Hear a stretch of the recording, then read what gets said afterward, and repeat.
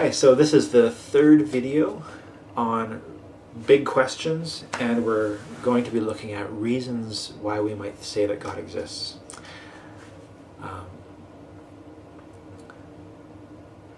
None of this is watertight 100% proof that God exists, but it's a reason that we might show to someone that it's rational to believe that God exists. So we're not looking for 100% watertight arguments. We're looking for, what is this a good reason or a reason that someone might hold.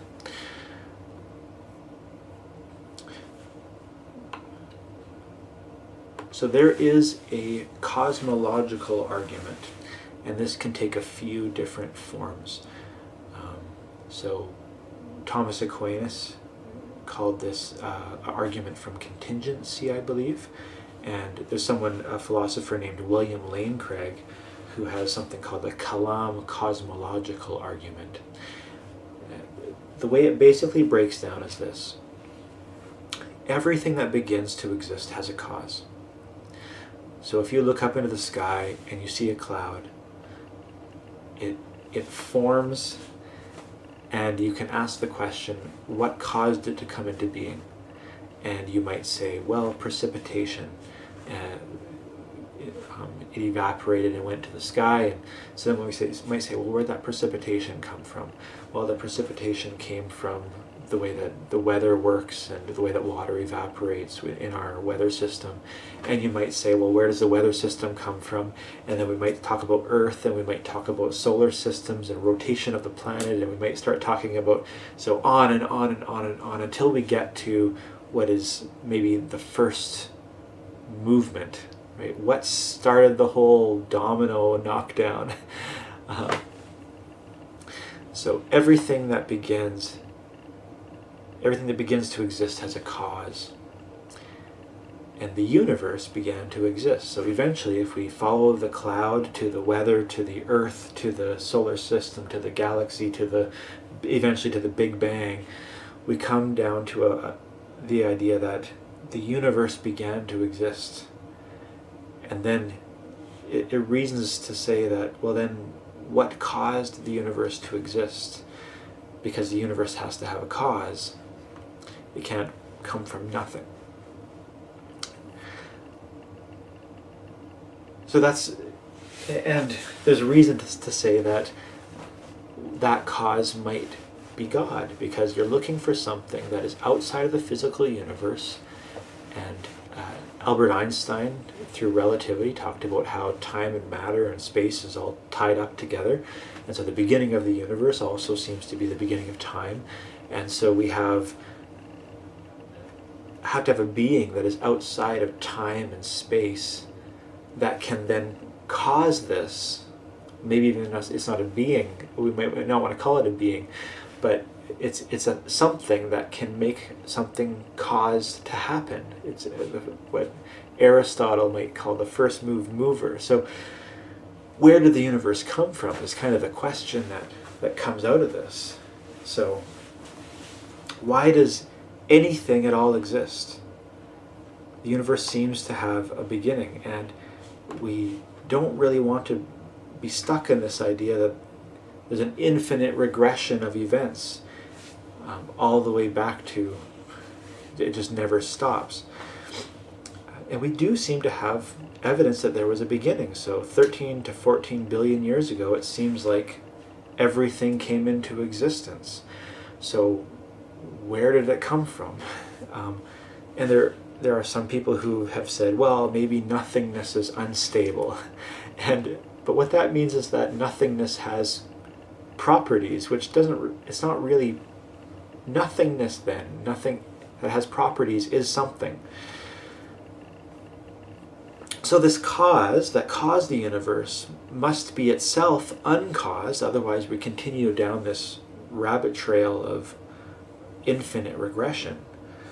So it has to itself be uncaused. It has to exist of itself without cause. It must not be material. It must not be bound by time. It has to be able to cause something like the universe to come into being, which seems a little bit like making a choice. which just seems a little bit like a mind.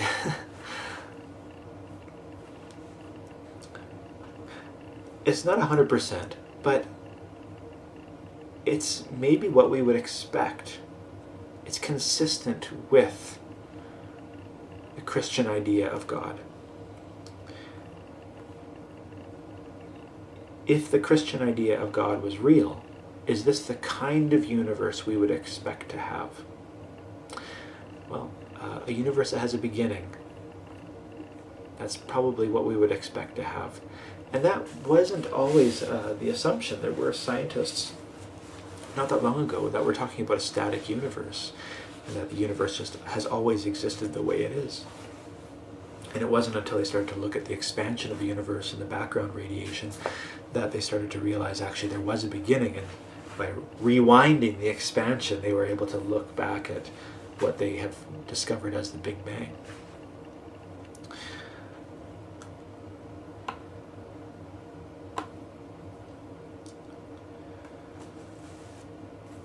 Well, let's move on to something else here.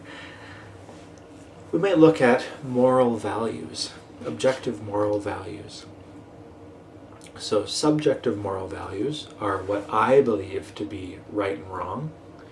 Objective moral values are moral values that exist out there in reality, whether anyone believes in them or not. So, and I'll explain this a little bit. So the argument goes like this. If God does not exist, then objective moral values don't exist. So they're contingent. They rely on the reality of God, because we're talking about moral values existing the way that gravity exists. And so it would have to be entwined into the reality of the universe in some mysterious way. So if God does not exist, then objective moral values don't exist. But we know that objective moral values and duties do exist, therefore God exists. So let me explain this a little bit now. What this is not saying, and this is where it's usually confused, is we're not saying that only Christians or only people who believe in God can be moral. That's not what this is saying at all. What it's saying is that morality is like gravity. So if it's like gravity, that it exists out there as a part of our universe, and the reason for being moral is grounded in God as the creator. Or is morality more like a fad or a fashion within a particular culture? And if that's the case, then moralities can kind of fade in and fade out over time, but there's no objective morality that is like a part of the reality of being. So, for an example, what happened in Nazi Germany? That's wrong, even if everyone in that particular culture said it was right. I think that's the kind of thing that we want to say. And if we want to say that, then we have to believe in objective moral values, that moral values are a part of the structure of reality.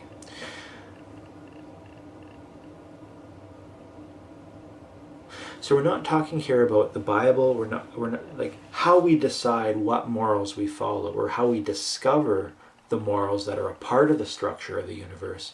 That's a totally separate issue. But what we're talking about right now is, do these objective moral values exist at all? Because we should admit that religions haven't always gotten this right. Religions have been forces for darkness at times. There's been bad things that have happened at the hands of religious people, for sure. So we're not saying that religious people can't do bad things, or that atheists are bad people. That's not what we're saying. We're just saying, who has a better reason to explain the existence of these moral values? So where do you get your moral values from? Are they just because of a particular culture you live in right now? Is that why you believe what you believe about what's right and wrong? Because if that is the case, then if we plucked you out of this time and plucked you back in a different time, then you would just assume the values and morals of that time. Which means if you were in a time period that was racist and believed in slavery and mistreating people who were homosexual and oppressing women, then if it's true that your morality just comes from your surrounding culture, then plucking you up and putting you in a different culture would mean that you would just become a kind of person who would adapt to that and would adopt those moral values. But about morality as an aid to survival, that we had to learn to work together as a group and that kind of thing. But is it true that like rape can help people reproduce? It sounds like it's an awful thing to say, but it can help one reproduce. It can help propagate the species. It's socially disadvantageous. You don't. It's not going to make you any friends. And so it's a taboo. But is it really wrong? Because it's socially, we look down on it socially, or is it really wrong? Like, is it wrong in the way as if it's like built into the structure of reality wrong? Or is it just bad etiquette?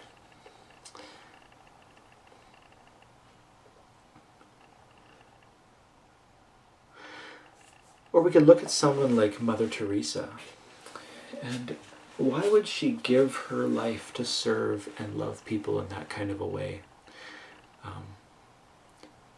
Do we have to look at her as if she is like a biological mistake in some way? Is she biologically broken? She's wonderfully broken because she really doesn't have good reasons for being that altruistic, being that self-sacrificial.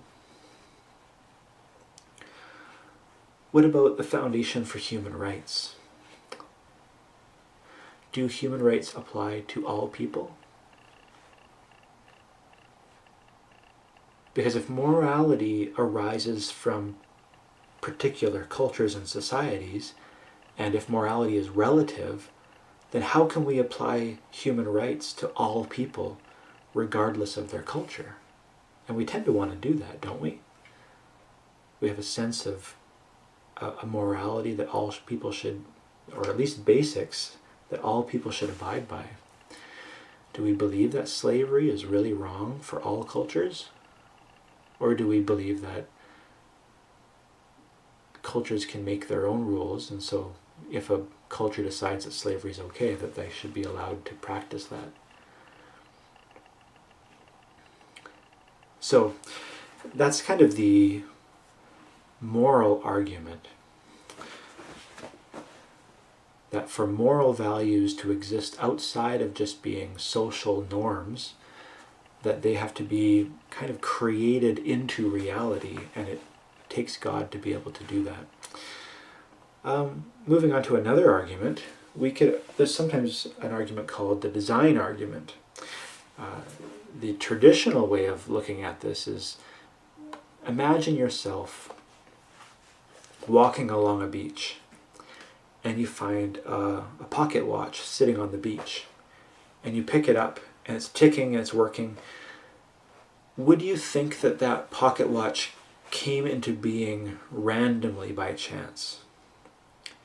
That all the pieces just sort of formed themselves because it's some random act of chaos happened to put it together?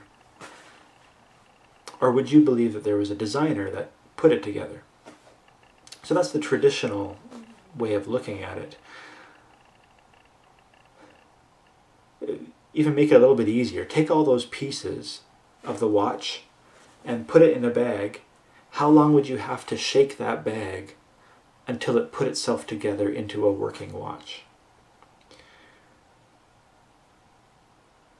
And living beings are kind of like that.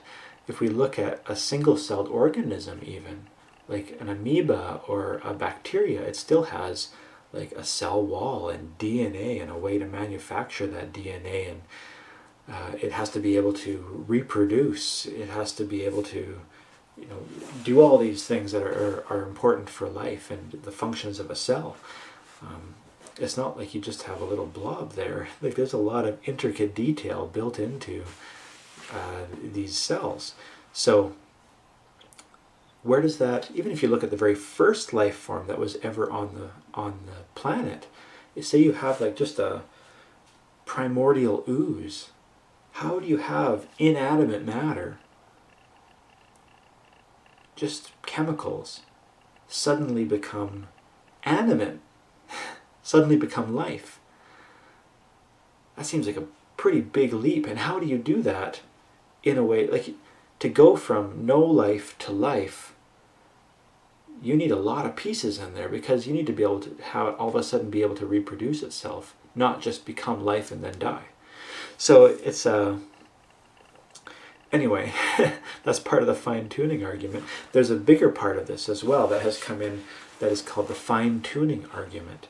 And this is coming from the Big Bang. So when the Big Bang happened, there were all these laws of nature that were built into the universe as it was expanding. So there was these kinds of laws of nature. There were constants, like the gravitational constant, in that it's based on the mass of an object. So if the gravitational constant was too strong, then the universe wouldn't really expand. You'd clump back in on itself. If it was too weak, then you would just have all these particles just kind of expanding and never shaping into planets and galaxies and solar systems. So you could look at the amount of entropy, the balance of matter and entropy, and the atomic weak force. The fact that Earth has a moon, that water floats when it's frozen rather than sinks, which if it did that, then all the oceans would be frozen all the time.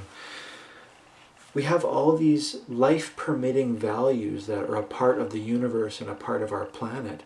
And it's almost like if you imagine hundreds of little dials on a big board full of dials, like just hundreds and hundreds and hundreds of dials.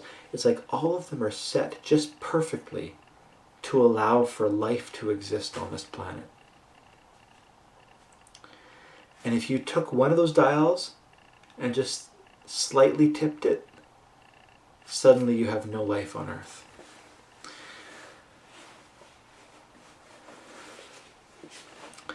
How do we explain this fine-tuning of the universe? It seems like there's a designer, that someone set the dials. Are there other options besides there being a designer? Well, some have thought, well, maybe it's more of a chance thing. So what we need is to look at more universes. So they came up with this idea of the multiverse. So what they think is, well, let's imagine there are not just our universe, but there's like an infinite amount of universes out there somewhere. And we just happen to be in the one where everything is set right to make life happen.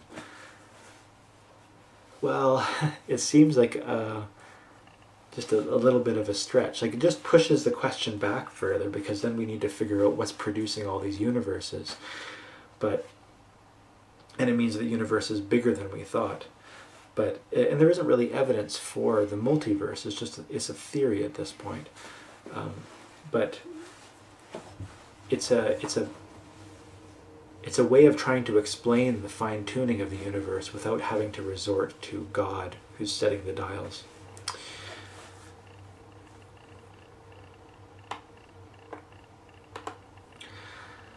There are other arguments that we might use as well. So we might say that we have an unexplained desire within us. We have a desire for fulfillment. We have a hunger and there is food. We have thirst and there is drink. And so we can try to find fulfillment, but we never quite get it in certain areas.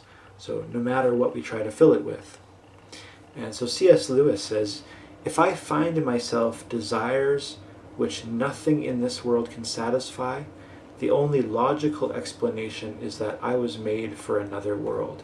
So he thinks this desire within us that we can't quite explain, this yearning for things to be better than they are, that is our soul kind of yearning for something that it was designed for. Blaise Pascal, who is a philosopher and mathematician, once said this: what else does this craving and this helplessness proclaim but that there was once in man a true happiness, of which all that now remains is the empty print and trace. This he tries in vain to fill with everything around him, seeking in things that are not there the help he cannot find in those that are. Though none can help, since this infinite abyss can be filled only with an infinite and immutable object, in other words, by God himself.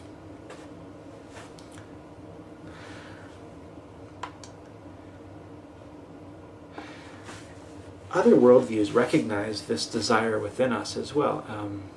Buddhism calls it dukkha. Sometimes it's translated as dis-ease. There's something where it doesn't sit right in us. We have a kind of desire that doesn't make sense. And so in Buddhism, the reaction is to shut off the desire, and then you won't suffer. Christianity, though, says that there is possible fulfillment of that desire, but not through things. It's not the way that we normally try to fill it, is through things like sex and power and money and these kinds of things. But the fulfillment is to be had through God. And Christians will still feel that desire, but as they grow closer to God in their discipleship, it should become less.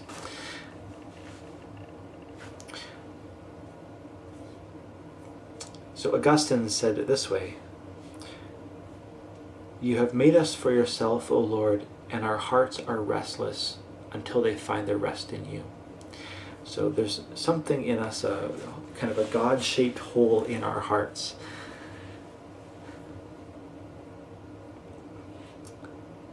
So there are many worldviews all around us, and each of them tries to explain why we feel that something just isn't right in the world. And that's okay. This is a beautiful world. We don't want to say that just because we have that feeling that there's something, that this world isn't beautiful. It is beautiful, but we can feel deep down that life isn't just as good as it could be. And these worldviews fall into two basic categories. Either there's really something wrong with the world, so the world is in some way broken, or there's something wrong with the way that we're looking at it or living in it. Either the world is broken or our perception of the world is broken. And maybe there's a mixture of the two.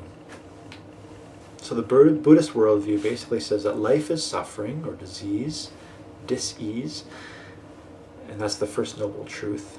Because we can't always get what we want, our desires are left unfulfilled, and this makes us unhappy. So if we can tame our nature, we can be released from that suffering. If you can learn not to desire, you won't feel unfulfilled.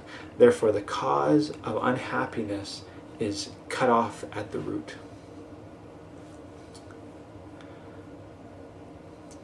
So primarily in the Buddhist point of view, the problem is with the way we view the world. In a naturalistic worldview, we feel that something isn't quite right because it is a part of our biology. It's a part of our survival instinct. Because of evolution, we have a craving for more and are never content. Being content would not drive us to strive and strive as well as we do. So there isn't really any getting around this biological feeling, though it might help us to know where it comes from. Really, in the Christian worldview, God places the human beings in paradise to care for us. This is our origin story. And the fruit of every tree in the garden is given them for food, except for one, the tree of knowledge. And it's the tree of knowledge of good and evil. And that one is forbidden to them. And there's lots of mystery around this, we know. But they're given one command.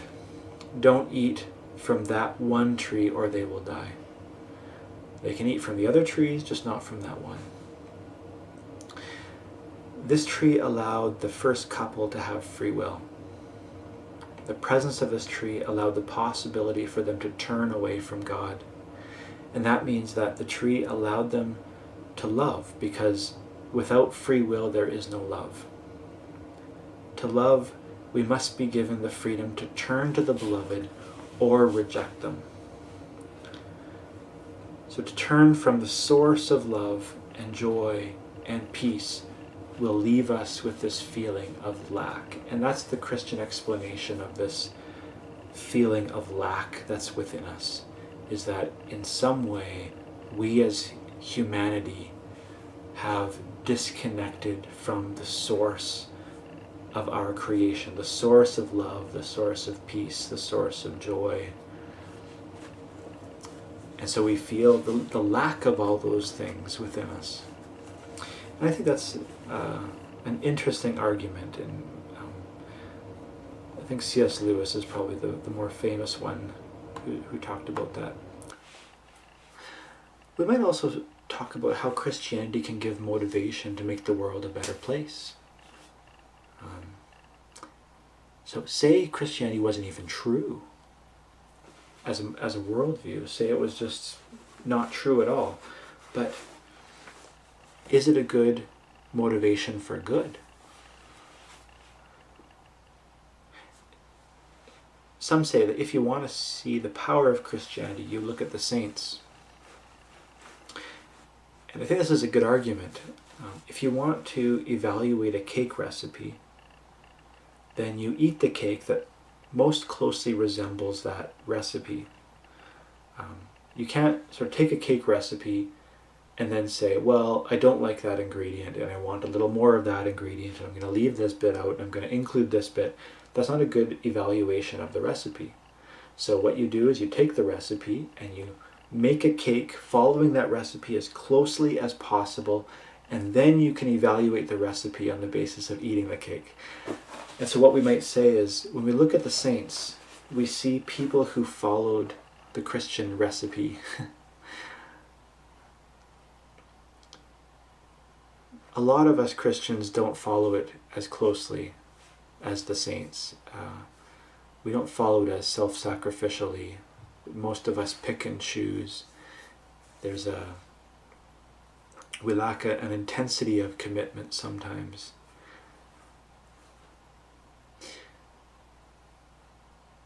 And so when we look at different people who have done extraordinary things, maybe they're not all technically saints, but Christians who have done wonderful things, and Christianity has been the motivating factor for them.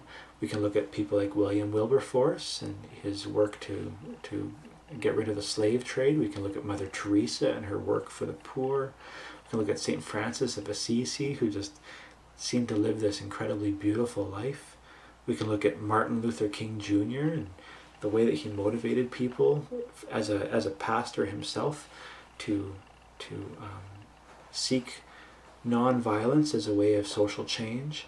We can look at Desmond Tutu. These people have done wonderful and beautiful things, and their faith has been the thing that grounded them to motivate them to do these things.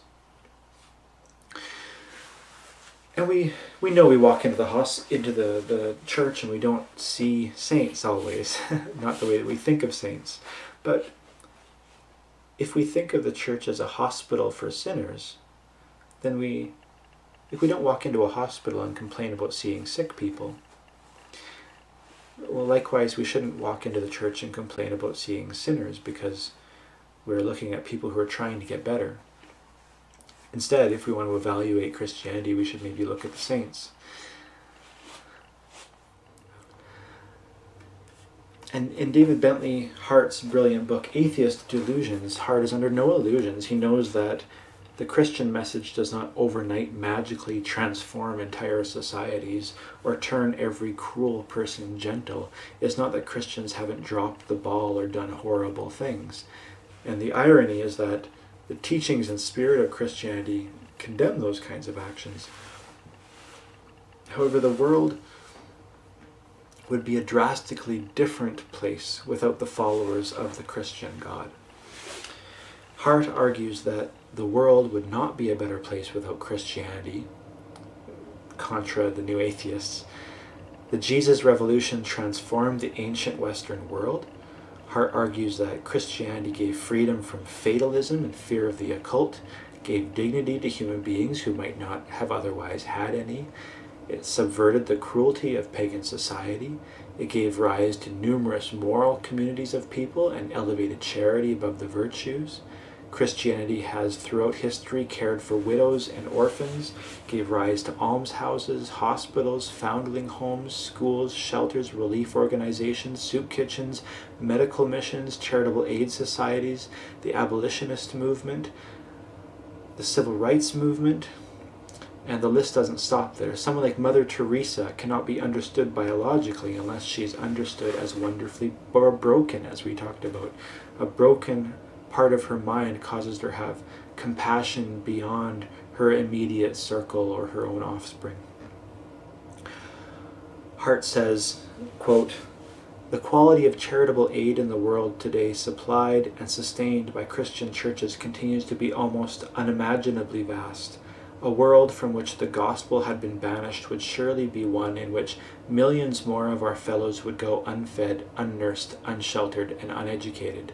The ethical presuppositions intrinsic to modernity, for instance, are palliated fragments and haunting echoes of Christian moral theology.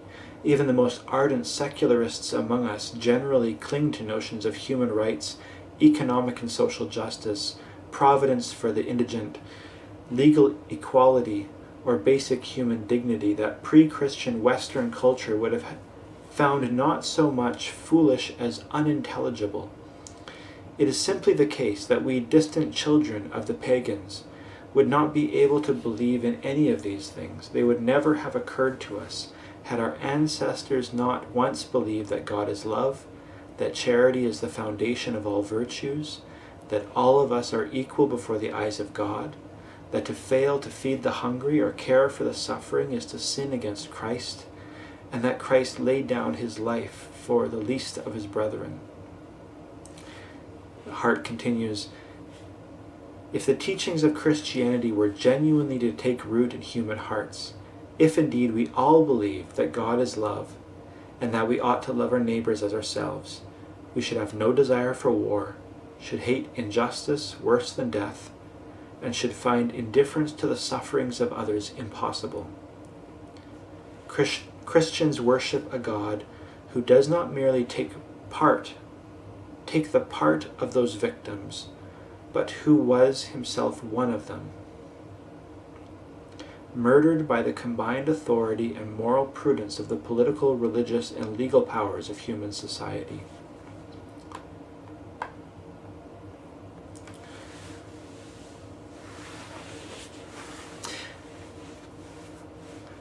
Gregory of Nyssa was a bishop in the area we know as Turkey during the 4th century. He once preached a sermon during Lent in the year 379, so this is a long time ago.